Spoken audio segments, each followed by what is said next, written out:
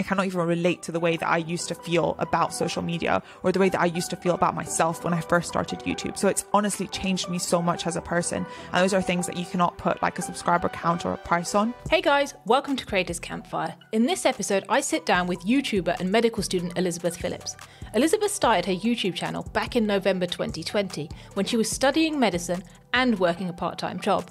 Since then, Elizabeth has gone on to grow her channel to almost 150,000 subscribers and had just passed the 100k mark when this episode was filmed. We spoke about how she overcame her initial insecurities and fears of starting a channel, what led to her amazing growth, and how her approach to YouTube has changed over time. Enjoy. You were very reluctant to start a YouTube channel. Yes. Now, you are about to hit 100k and have absolutely smashed it. It is the 2nd of September, so in, I think, 10 months, you've gone from 0 to almost 100. What were your thoughts about not beginning in the first place? Oh my gosh, that feels like such a long time ago, which is wild. I think my thoughts around YouTube and social media and kind of doing things and being a beginner have changed so much since then. So I don't think I would ever believe that I got to the point where that way of thinking sounds ridiculous, but I genuinely felt it so much. So yes, at the time, I really did want to have a YouTube channel, but equally, I thought that I would absolutely never do it. And I was really, really, really scared to start. So it was one of the most terrifying things that I ever did, I think, was starting on YouTube. How long were you thinking about starting YouTube for before you actually started? It's a very good question. I was hanging out with Angus and I was going through my old documents for a video and I found a document that I had written, like a diary entry from like 2015, I think, where I was like, oh, I want to start a YouTube channel. And I didn't even remember that I had written that or that I was considering YouTube at the time. So I feel like that is kind of the earliest. Okay, so it was a long time in the making. It was a long time in the making, yes, definitely. What finally changed then that made you go from, hey, this is a kind of a pipe dream or something I'm toying with, to, you know, something, screw it, I'm going for it? This is a difficult one to answer because it wasn't like an escalation of need or desire to have a YouTube channel at all. So in the beginning, I thought, it would be cool to have a YouTube channel or to do video in some form. And I think it was more the editing side that I was excited by. And I would see YouTube videos and I would think, oh my God, this is so cool what they're doing. It looks so creative. So I want to do that thing. So that is kind of what I had in mind myself. But it wasn't as though I was trying to get over this friction. In my mind, it was a clear, you could never do that. That'd be so embarrassing for you to do. That would just never happen. So to me, it was a clear, absolute no. There was no escalation of desire to want to do this thing. I think that only started then when I started working for Ali. So I worked for Ali Abdal for a while. And these other things started joining the picture that I had never considered before. So I would see his emails and people saying that, oh my God, you've changed my life. Or the things that you talk about are just like so great. And this has helped me so much. And there's like parents and children and like moms and dads and so many people thanking him so much. And I thought, wow, like this is a legitimate thing. You're actually helping people and impacting people. So I think that started to shift my mindset on YouTube a bit. But still, I think when it came to myself, I was very firm in the belief that I could never do it.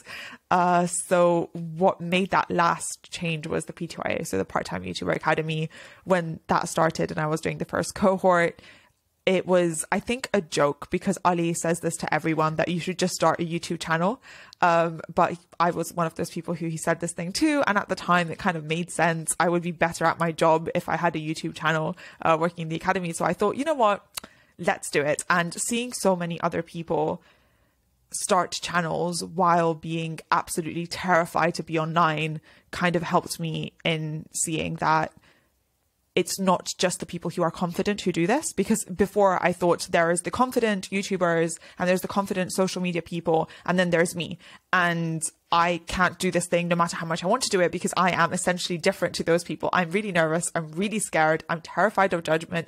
I don't like social media, so I could never do that. But then I saw people in their 40s and people in their 50s or people in their 30s thinking that, oh, I hate social media. I am so terrified. I've never done anything like this, but you know, I'm shaking, but I'm still doing it. And that kind of gave me the confidence to think that, oh, you know what? Like, yeah, I can do this too. Hang on. The other thing you mentioned is also you were embarrassed. What? Because I imagine there are lots of people that have thought this. I definitely thought this at one point. So what was it about that was like, was it embarrassed of friends and family, or like for yourself, or? For everything. I just think I get embarrassed very easily, and it's a really bad trait that I have, because I find it very easy to think that, oh, this is so embarrassing, just stop doing that. I think it's tied into the whole thing of being a beginner in general. And I've been thinking about this a lot recently, in the way that, for example, there are so many people who don't start YouTube channels, who, if I were to tell them, hey, here's a channel with 5,000 subscribers, they would be like, oh yeah, I'll take that. I'll start from there. Or there's people who just, I don't know if I'm going to apply for medical school, but if I could say, oh, I'll guarantee that you get into medical school, they would apply. They would become a great doctor, I think. So I think there's just this friction towards getting started, in the way that we think that, oh, someone who has a YouTube video with 2 views, that's really embarrassing and lame. But if you have a YouTube video with 2,000 views, that's really cool. And I was thinking, well, why? Why is this the case? Like, it just doesn't make sense to me. And I think that is the sense, that I would be doing something that would be so obscure, that would be so tiny, and that would be so out of character for me, that people would just think, who is she trying to be? What is she trying to do? She's clearly not, you know, like these other people. So that would be very, very embarrassing. And I think the reason that I'm starting to think this right now is because, despite, I mean, you mentioned in the beginning, like almost at 100K or whatever, despite that, I've actually never told anyone that I have a YouTube channel, because I still find it so small and so embarrassing. I still find the things I do so amateur and like not well done, because I hear myself in what I say, and all my thoughts are, oh, this could have been delivered better. You clearly didn't make the right point there. There's this other thing after the video is done. I'm always thinking, oh, this is such a great point to this video that I didn't put in it. So I have all these feelings that make me feel as though everything that I do is still at such a beginner level, that's when I started to think, okay, maybe this is completely irrational. Maybe this is all in my head. Maybe there is absolutely nothing embarrassing with having 2 views in your video. And I genuinely think that there shouldn't be. And again, it's one of those things that is so different in the way that I would treat myself and the way that I would treat someone else. Because, for example, for someone else, I'd be like, that is so cool that you're doing this. And then when it comes to me, it's like, oh, this is really embarrassing. So I think that's kind of the way that I've approached it. I don't know how that's felt for you. I don't think you're the only person that thinks any of those thoughts. And I think they've all, like, if you're starting a YouTube channel, they are the natural thoughts that go through somebody's head of, oh, you know what, sometimes it's, oh, what will people think of me? Some people don't tell their friends or their family because it is embarrassing. And I think it is because it's a different path. It's not the usual corporate thing, but also it's like you're taking this alternate path and then you're only getting a few views or something. And you're like, why have I done this? Yeah. And people are like, why have you done that? And then it gets in your head, right? Yeah. But you're right. I think the people that kind of overcome that and do it anyways, they're the ones that are going to feel better off. And it comes back to why you're doing it, which is kind of what I was going to ask you next. Like, what was your reason for doing it? My reason for starting was I like to be creative. I have this opportunity. It would make me better at my day job. Why not? That was kind of my thought process at the time. My expectations were very, very low. I just made to me, it was a sort of challenge, because I thought, Ali always says 1 video a week for a year or 2 years. Yeah, 1 video a week for 2 years, that will get you that will change your life. And I thought, oh, you know, it's funny because I have 2 years of medical school left, 2 years of foundation training, which is 4 years of my life, which are set in stone. So not 1 video a week. Let's make that 2 videos a week for 4 years and let's see how much my life changes. So for me, it was literally a sort of challenge. That's when I started. I didn't really have a master plan or business strategy. It was just like, oh, you know, let's test that. Let's double the stakes and let's test that and see how it goes. So, yeah. I love your thought process on that. I think most people would be like, oh, one video a year for 2 years. Why don't I do like one every 2 weeks for 6 months and see how it is? And you've gone, no, I'm going to do two videos a week for 4 years. And if I'm going to do this, I'm going to do this properly, which you did. And the results showed, and you could see the effort you put in from when you began to like, well, month on month to this point. So what was that like actually doing that every single week? I would say posting the first video was the hardest thing. Just having no videos to having one video is the biggest shift ever, because once you have one out, you've done it already. Like, you've just said that you want to be a YouTuber. Like, there's no going back. Like, you've done this thing. So I think that was the hardest thing to do. So I think the first one was definitely the hardest. That was like 99% of my fear was before pressing publish on the first video. And then after that was done, I think I was a lot calmer. But that doesn't mean that the process was like, there were different sorts of issues around that, because I think I ran out of ideas after my first video. Everything that I thought, I was like, oh my God, I have all these ideas that I'm going to create a YouTube channel about. And then the first one came out and I tried to film these other ones and none of them made sense. And I realized, no, these aren't actually video ideas. And I think a lot of things then came into play. In the beginning, I just used my iPhone and a microphone. So that kind of made the whole organization of things slightly easier, which was good. But as kind of the tech became, I tried to upgrade tech in general, and that was very hard for me because I'm really bad with technology. And I think different things then started to become challenging. In terms of sticking to 2 videos a week, that was very easy for me to do, in the way that I would stay up until 6 a.m. to edit a video on Monday night, because I would have the schedule to be out on Tuesday, for example. And I'd be in hospital at 8 a.m. on Tuesday morning. So that kind of psycho behavior comes very naturally to me, and I don't have issue with it. It's just because I'm such a perfectionist. So it's very easy for me. I find it, I cannot go to sleep unless I have done this thing. So for me, actually, YouTube became very dangerous because it was feeding so much into my perfectionism and into my like overworking habits. So because it does take a lot of time, and I don't think I appreciated that before I started, it was honestly about 30 hours a week, at least, for 2 videos.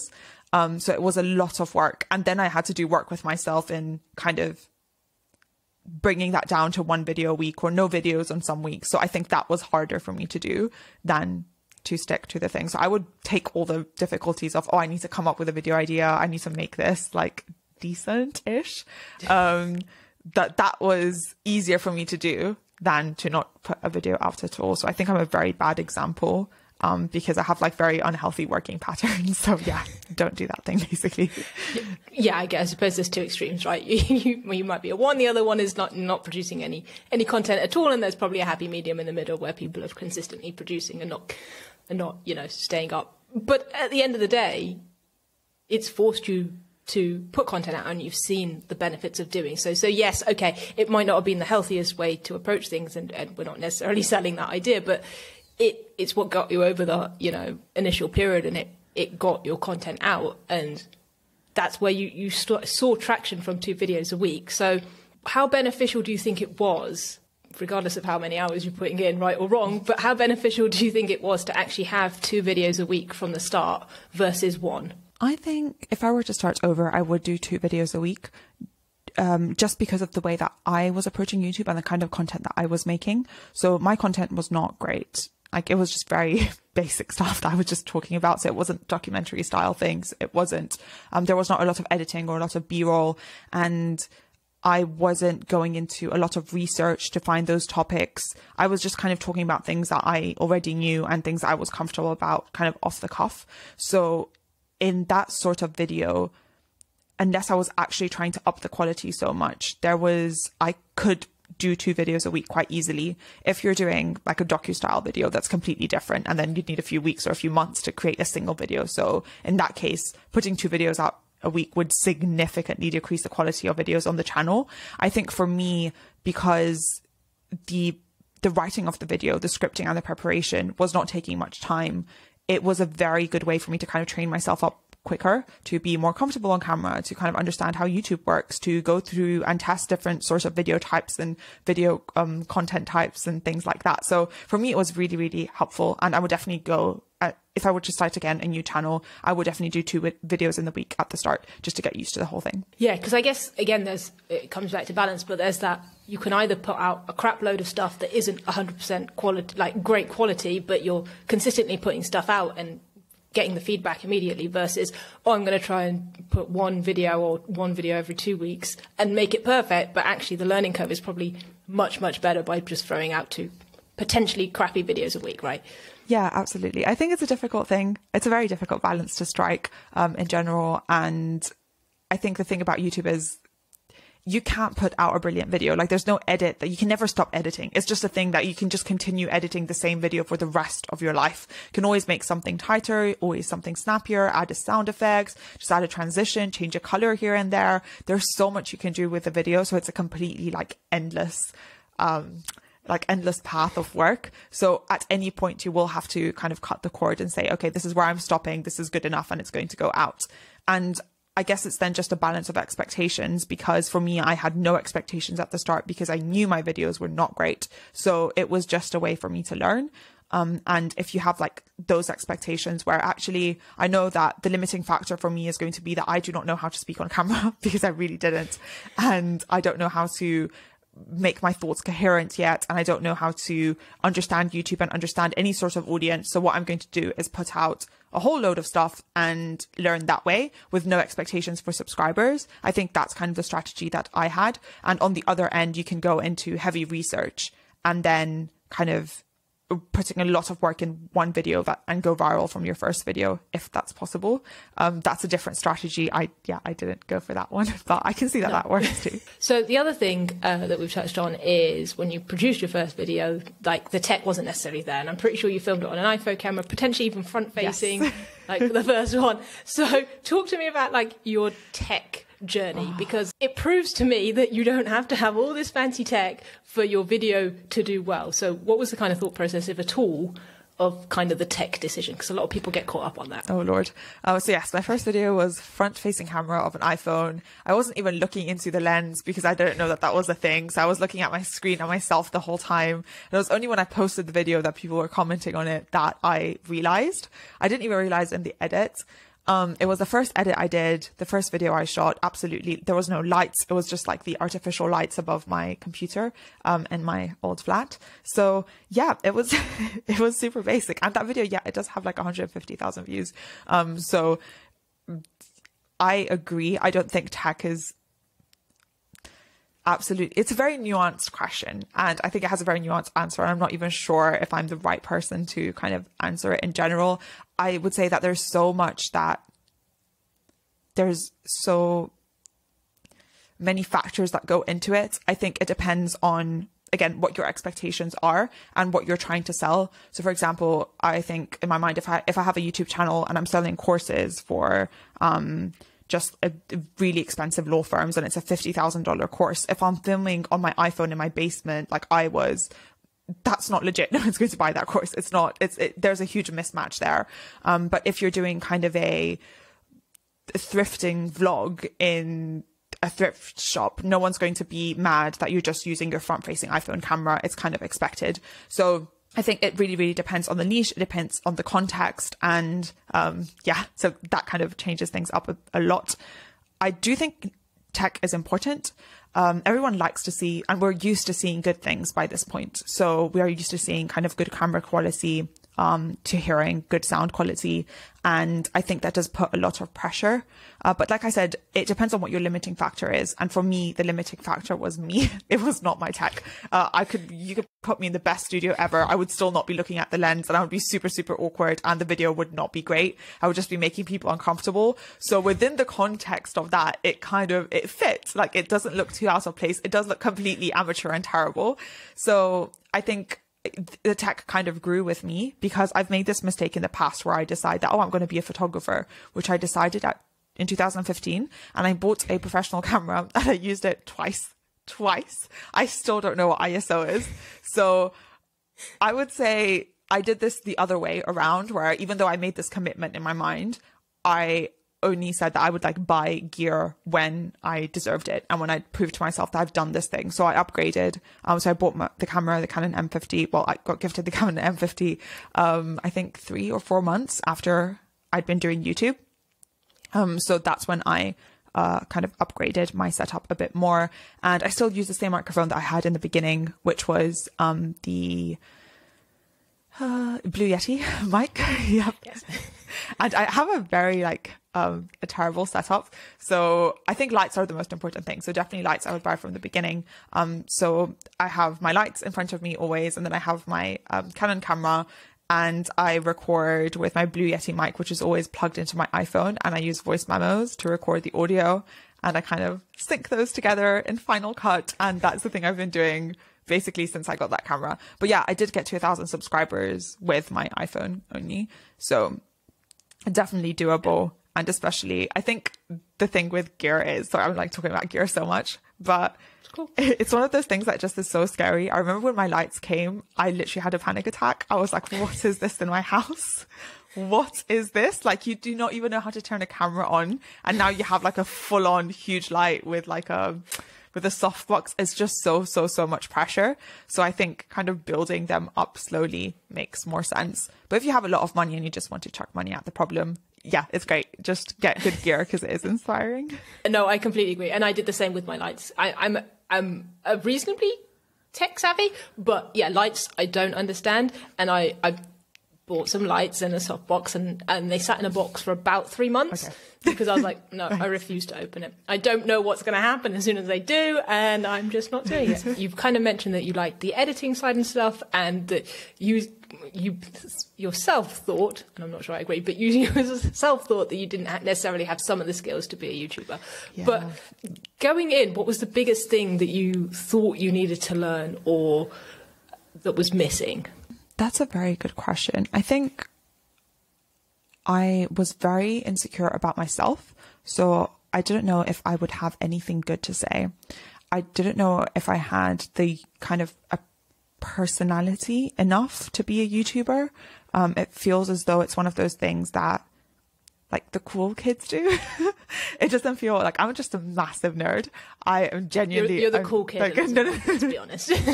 I am a massive nerd. Like no one knows me in real life. Like I'm not... I was always known just for being nerdy and for nothing else. And I felt as though YouTube just seems like... Social media in general seems like where the cool kids kind of thrive. So I think even though I was 25 when I started YouTube, I still felt like a teenager again. And I thought, oh, this is a bit what are you trying to do here? So I think that was what I was the most insecure about, was what am I going to talk about? And am I going to be good enough? I didn't really worry about editing because I think like, yeah, I could just pick it up, and I knew that it was something that I could learn. Gear was slightly worried. Again, you can just like find a YouTube video about it. So those, even though I was stressed about them in the sense of, you know, I just spent £400 on lights. What am I doing? Like, I don't even know if this is a thing. Like it was a huge thing as a student. It's a lot of money. So it was scary in those ways, but I think they were still nothing compared to what are you trying to do? And can you actually do this thing? So I think that was the thing that I was the most worried about. How did you get over that? I don't think I did. It's just an insecurity of mine, and it is. I read this tweet, and it's quite funny. There's a lot of tweets on this now about how like all the nerds today are millionaires, and you know that's how you know that the world is going in the right direction, because all the geeks are like making £1 million. And they had this video, like this side by side of the millionaires like in the 1900s, and then they're just like in these crazy like studios in, you know, in New York somewhere on a skyscraper, and then millionaires today is just like a messy bedroom and they're just sitting on their laptop. And I'm not a millionaire, by the way. I'm not saying that, but no, far from. But it's just kind of, I think the general direction that the world is going is that you can still have fun and be okay doing your own thing, no matter what that is. And there's a space online, I think, for all sorts of people. And there were still limits in my mind where I thought that, but you just need to be prettier, and like, yeah, you can talk about that, but you also need to have this other thing. So I did have all these barriers in my mind to think that successful people need to be, you know, I just don't have that thing. But in the end, I just think it is genuinely a huge insecurity of mine rather than anything rational. And again, it's an expectations game. So do I want to learn about this thing and have fun doing this thing with zero expectations in terms of subscribers? And then that thing just becomes fun and fine. And I think that's where we hit the limits. I genuinely do not think I'll ever make it to 1 million. And because honestly, your content is not unique. So I don't think there's always, I spend a lot of time thinking about other YouTubers and breaking down their content types and trying to figure out what makes them go viral to like talk about it in the PTYA basically, because I find those kind of things fun. But that sort of analysis always leads me back to, I'm doing a lot of random content and all these different things. But what I'm trying to say with that is I don't have that expectation. So I don't think I will have that disappointment as I'm moving forward. So for me, it was just an adjustment of expectations. Would this thing be fun on its own? Would this thing be fun if no one was watching? And honestly, it's a lot more fun when people do watch, but it's still fun. It's still fun on its own. And again, kind of realizing that, yeah, nerdy people have their own thing going on right now, and we can just do that and not care. Like we're not the cool kids. That's fine. We're just doing our own thing. So yeah. Now, I can't remember exactly how many videos in, but X videos in, you obviously had this huge, like, what one would call a viral video, right? What were your kind of thoughts about that? And were you expecting it? And kind of, how was the aftermath of a viral video? Because everyone goes in going, oh my God, I really want a viral video. And then, I'll make it or whatever. And I'm not sure that's necessarily the case. So kind of what was your experience around that? Viral video. So that was the day in the life of Ali Abdaal's personal assistant, and making this video, I was so nervous. I was incredibly nervous for so many reasons. I think I kind of knew that this video would have more exposure because it was the sort of video that I could tell Ali, hey, can you repost this please? And like kind of shamelessly, and then he would do that thing. So if he would repost the video, I was like, oh my God, what if this video gets to 10,000 views? I was literally like, I can't imagine. Like, I was like, no, Elizabeth, don't think about that. Don't think about that. Don't think about that. Like, humble yourself. But that was kind of my, oh my God, imagine if I ever get to that point. So I kind of knew that video was going to be about that. But also it was scary because I was talking about Ali for the first time. And I've always been very, very scared of my association with him because I was worried that it would either completely overshadow my channel and anything that I would do, and I would forever become Ali Abdaal's personal assistant. Or then on the other end, I feel as though I would get a lot of hate and people would say, oh, this is anything that happens is just because she's Ali's assistant. And I guess I didn't want either of those things to happen, but it was the kind of video, again, in the end of the day, this is what happens with me in my life always. It's just like, oh, I'm really worried about this thing, and I really work myself up about it. In the end, I just go, you know what, whatever, I don't care. And I just end up doing the things. That's what happens. I press publish on that video, and yeah, it did incredibly well. My channel blew up because of it. I was very, very scared. I was terrified. I have clips of me crying because I was so scared for how many like eyes were on my channel at the time. And it was wild. It was really wild. But I think my concerns at the time were, oh my God, are all my subscribers here because they think I'm going to talk about Ali? Is anyone going to keep watching my videos anymore? So that was very scary. I think since I've learned more about analytics, obviously you can kind of see where your subscribers, like the source where they're coming from, what videos they're coming from. And actually most of them were not from that video. So that was kind of, that was nice. They were coming from my channel, from my other videos and things like that. But yeah, I think it was a nice feeling.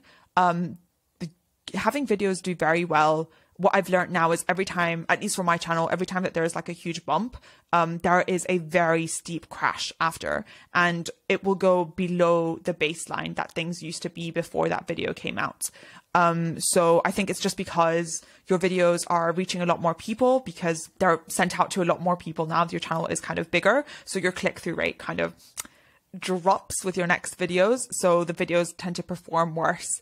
And I kind of know that now. Every time a video of mine does very well. So I had my sleeping video do quite well. And I was like, oh, my channel's going to take a hit for the next month. And that's kind of what happens if the videos are not amazing, which they weren't after they were just average videos. So I kind of knew that this is going to be a slow month. So now I prepare myself. Every time something does very well, I'm like, okay, well, yeah, you should enjoy this right now because it's gonna go very bad. Yeah, then it's going to pick itself up again. But there are a lot of ups and downs. And I think especially when a video is going viral, there's a part of you that thinks that firstly, there's the imposter syndrome that, oh my God, what is happening? Stop. Like, I wanted it to stop.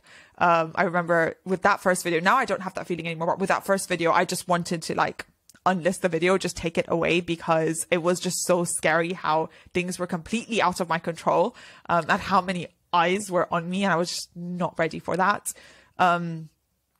So there's that part of me. Then there's the other tiny part of me who thinks, oh my God, it's going to go on forever. Your channel's going to do so well. And then there's the other part, which is like, what do I follow this up with? I think following up a video that does well is like the scariest thing because I have no clue. What do I talk about now? So I think there's just the viral video just brings up so many emotions, and it's not always a positive thing. Like I've heard people who had to unlist or remove viral videos because they just damaged their channel in bringing subscribers that are there to see something else and are not watching your other videos and are damaging overall performance. So there's a lot of nuance, I think, to videos going viral in general. In my case, for that specific video, I think it definitely helped my channel a lot. So I'm grateful for it. Would do it again.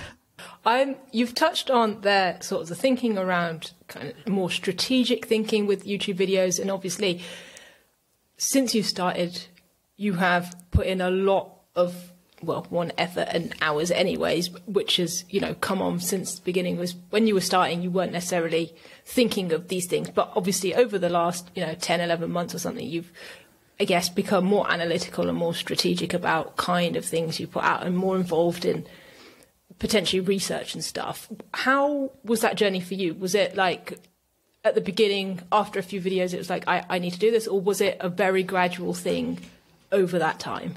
This is an interesting point because I currently right now, I'm not being strategic with my videos at all. I'm just doing random videos that I feel like doing. And I'm really, really testing waters, especially with the next 4 or 5 videos that I'm putting out. They're on completely random topics. I guarantee that none of them will do well. I'd be surprised if they did average. They're just really, really, really random. So I think I've gone in ups and downs with that kind of trying to engineer things with my channel. I like it because I really, really like delving deep into things and going into analytics and seeing why videos are performing one way, why are they not performing another way, kind of trying to change small things and see what effects it will have. And I'll definitely go through my older videos and change a to into an or just do random things. I'm like, oh, let's see what that effect that will have. So I really, really like that stuff. So I think kind of thinking about strategy in general, especially when it comes to YouTube channels, is very, very fun for me to do.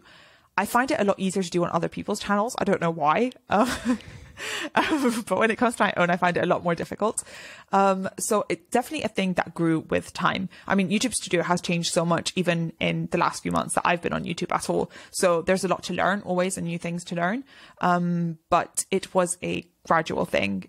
I think it's just a fun thing to do. When it comes to applying those things specifically to your own videos, I think that's where things become very, very difficult and where I struggle.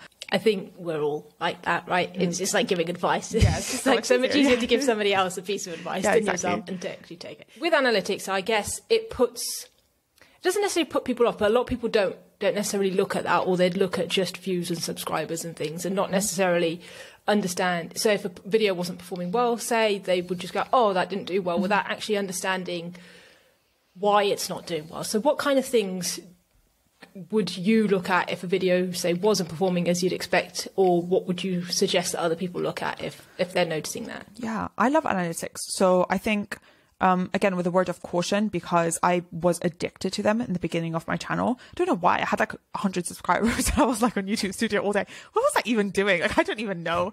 Like, I had 20 views on a video. What analytics do you want? Like, there's literally, you can't even access half of the things. Nothing is significant. Someone could literally accidentally like swipe on my video and it will cause this thing that would keep me up for 3 days. And I'd be like, oh, what is this? What happened here?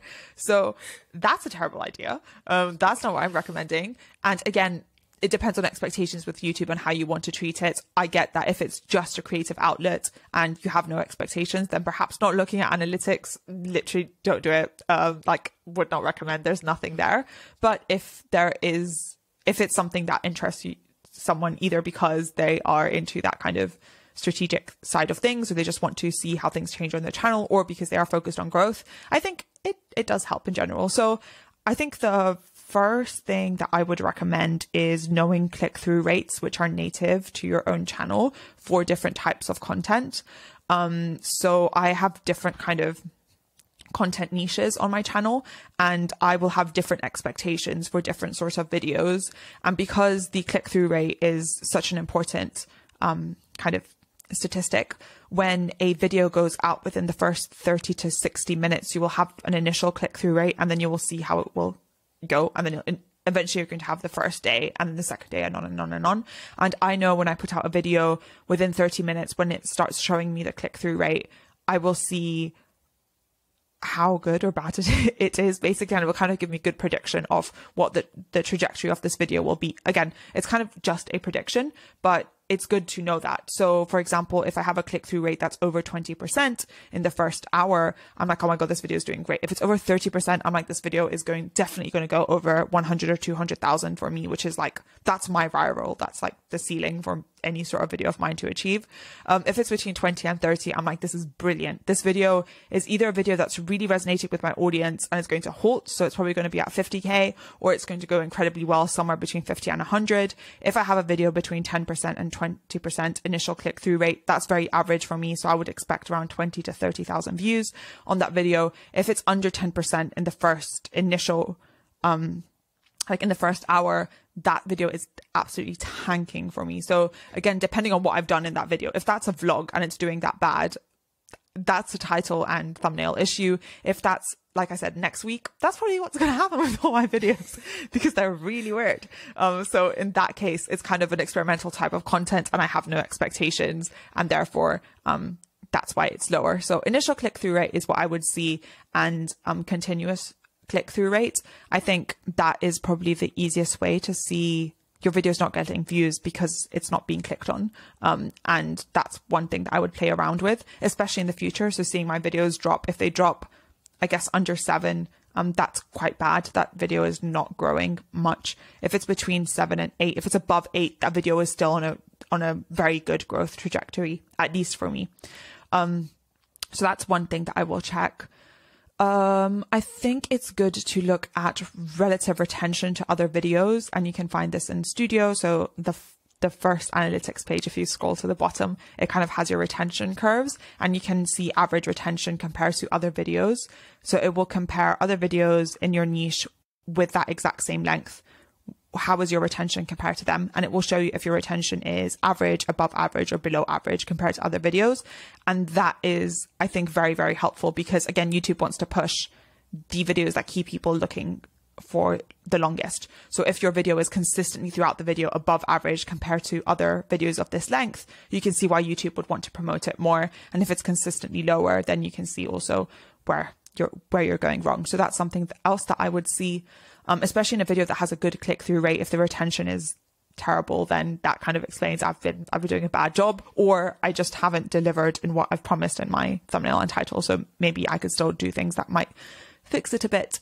So I think those would be the main things that I look at. I look at the graphs just to make myself feel bad. There's literally no other reason to look at the graphs in general, like subscribers. I think once in a while, I've only done this once or twice, I will go through all of my YouTube videos and all of the subscribers per video, and then I will kind of export this as a CSV and then calculate the percentage of subscribers per views to kind of see what content types are bringing the most subscribers to my channel. So that is also helpful, because sometimes that's massively skewed by the views themselves, but you want to see the sort of videos that are converting people better. Or especially if you're doing things like asking people to subscribe, it might be worth checking, does that actually create a difference? And comparing it per number of views with another video where you haven't asked someone to do that.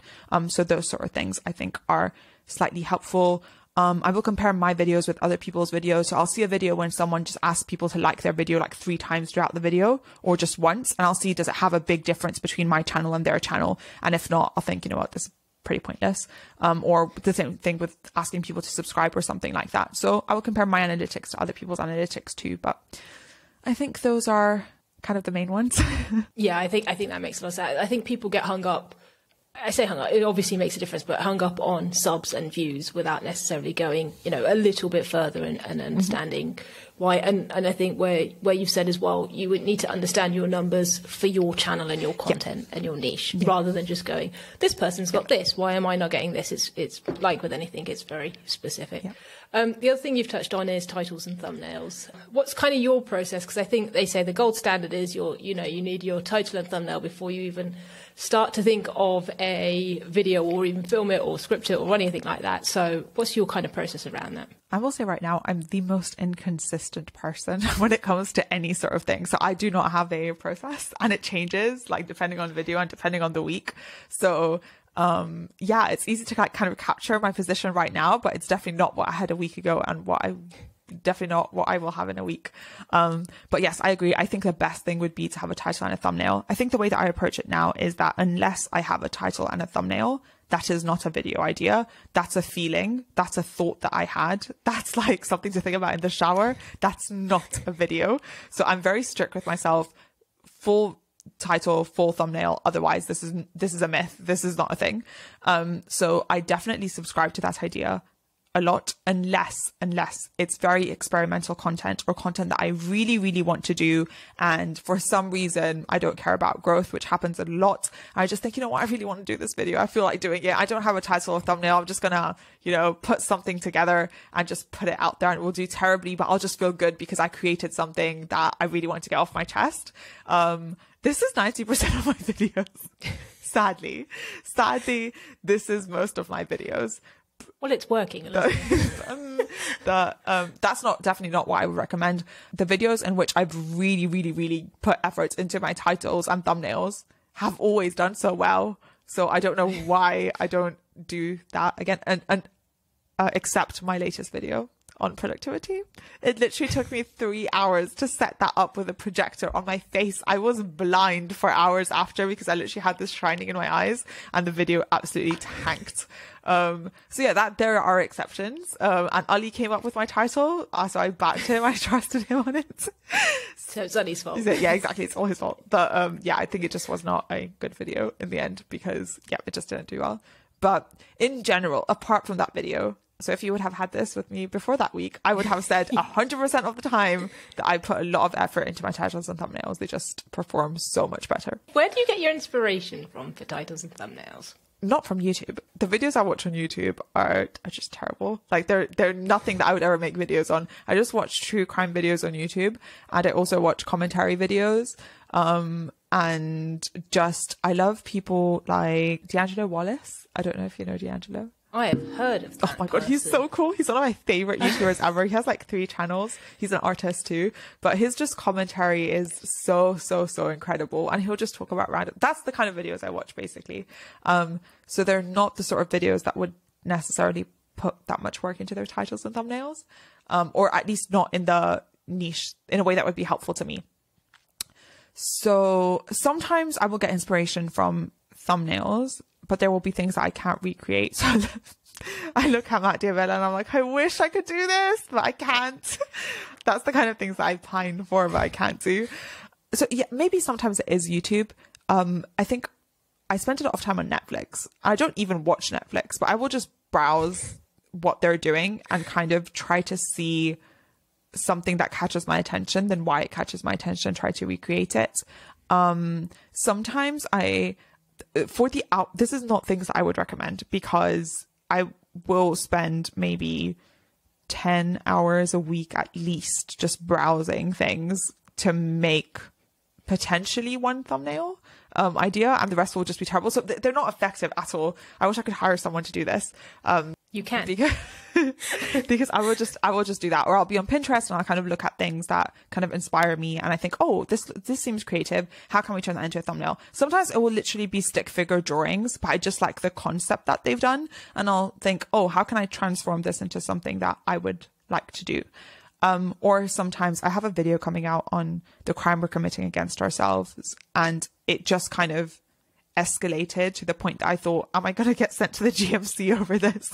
Because at first I was like, oh, I'm going to have a thumbnail of me and myself. And then I thought, oh, what if me and myself, one of us holded like a thing that said guilty? And I was like, oh, but what if I had one of those prison like height charts on the back? And it literally looks like I'm standing on a lineup, and I thought this kind of makes sense, but also is that professional for a doctor? So yeah, these are things that I will just kind of do in my own mind. So yeah, it's a combination of things, I think. So Pinterest, Netflix, documentaries in general, YouTube, just other things that people have done well, or concepts that people have used, and kind of turning them into my own style. That's very cool. I have to say, I really like your thumbnails. I was going back through them, and I was like, damn, these, you can tell there's like thought and time gone into these. So yes, it's very cool.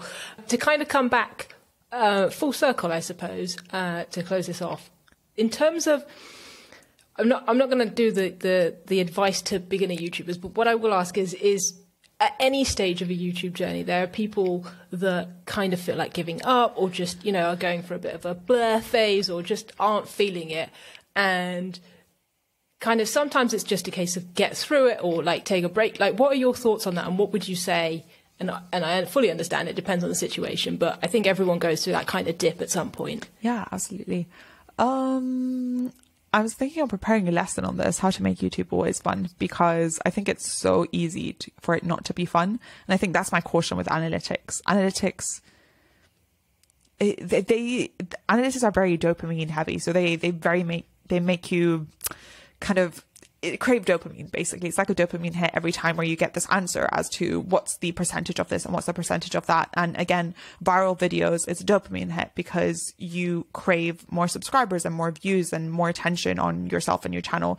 And those are things that in the long term will make YouTube painful, and it's guaranteed, because unless you are some kind of like YouTube god, even the YouTube gods, they don't have the same growth rates forever and ever. And because that's the issue with YouTube, it's not even the growth numbers, but then you want your growth rate to be even faster, and then you just want everything to just increase, which is absolutely ridiculous and will obviously not happen.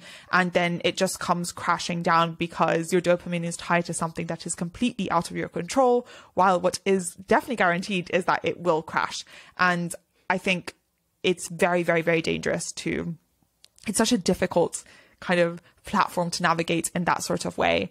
And I remember when I first started YouTube, the bigger creators were saying things like, oh, like it's hard for us too, because we're not putting out so much. I'm like, oh yeah, poor you, 2 million for 2 years. That must be so painful. Like that, I wouldn't get it at the time. And at the time, even at 1,000, I thought that was, it was my dream for 2021 to reach 1,000 subscribers. And I was like, oh, I can't even think of that. Let's not make myself think of that, because it would be too much.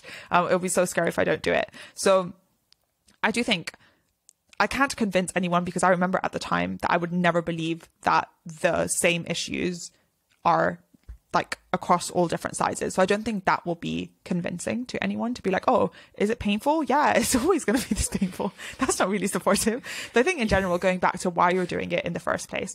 And I think any sort of pain from YouTube comes apart from bullying or things like that, which are completely a separate sort of issue. But assuming that things are going okay-ish, but you're feeling very sad with YouTube, I think 99% of the time that is because expectations are not being met, or you're putting in a disproportionate amount of work and just feeling very sad with the results that you're getting.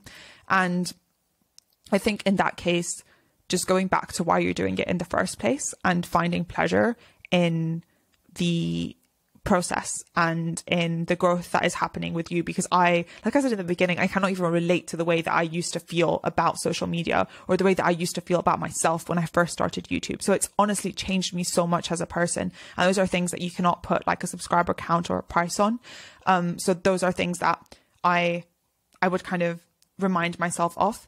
And also content types, because I find the the times where I'm the closest to thinking that, oh, this feels like a chore, is when I'm doing content that I don't enjoy. I don't think I've actually done content that I don't enjoy really, but I've wanted to do content that I don't enjoy. So I'll script out a video on a topic that I've kind of been asked to talk about, but I don't want to talk about. And then that's when I'm like, I don't like this. I don't want to do this. And I think, why are you doing this? So I'll just publish a video on something completely random that I actually enjoy and tell myself. So I think that's the cure. The cure is, what's the sort of video that you would love to do? Expect absolutely no one to watch it. Expect 0 views on that video and just do it. Just get it out of your system and do like 4 or 5 of those in a row. You'll get used to the sub count going down. That's what I'm doing. That's the healing process I'm going through right now. You'll get used to the subs going down. You'll get used to the views going down. But the point is not just the growth. The point is to find kind of pleasure in the process of what you're doing. So I think at least 1 video a month should be a video that you just want to do for yourself.